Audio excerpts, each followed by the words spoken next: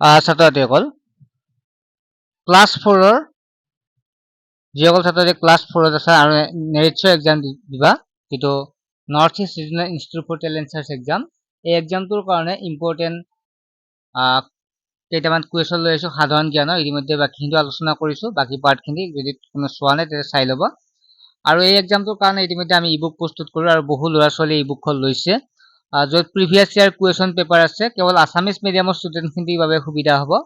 অকল আছামিজ মিডিয়ামৰ আছে question paper notes পাতি সকলোখিনি পাই যাবা তোমালোকে এছএমএছ কৰিব লাগিব 9394628219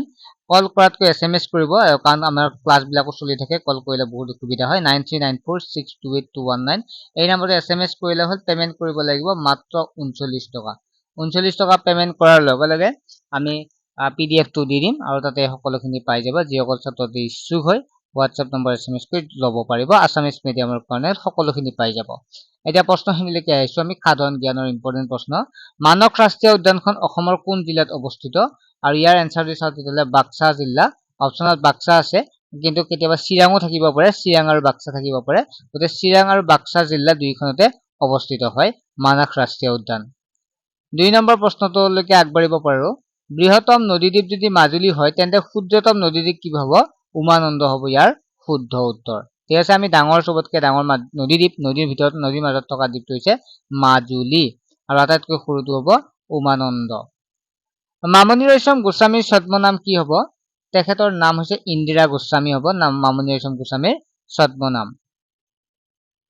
তাৰ পিছত হৈছে ভাৰতৰ বৰ্তমান ৰাষ্ট্ৰপতি কোন দ্ৰৌপদী মুৰ্মু হৈছে ভাৰতৰ বৰ্তমান ৰাষ্ট্ৰপতি এই ৰাষ্ট্ৰপতি হৈছে দ্ৰৌপদী মুৰ্মু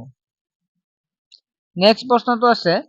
বিশ্বৰ আটাইতকৈ ডাঙৰ নদীদ্বীপ মাজুলী কোনখন নদীত অৱস্থিত ব্ৰহ্মপুত্ৰ নদীত অৱস্থিত বিশ্বৰ আটাইতকৈ ডাঙৰ নদীদ্বীপ মাজুলী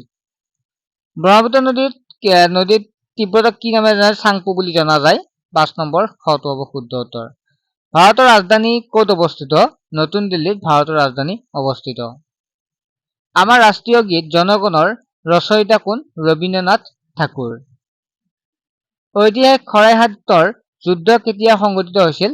1671 চনত মহাবীৰ লাচিত বৰফুকন কোন আছিল আহোম সেনাৰ মহাবীৰ সেনাপতি আছিল ডক্টৰ ভূপেন হাজৰিকা কি উপাধিৰে জনা যায় সুধাকণ্ঠ হিচাপে জনা যায় সৌৰজগতৰ আটাইতকৈ ডাঙৰ গ্ৰহটো কোনটো হ'ব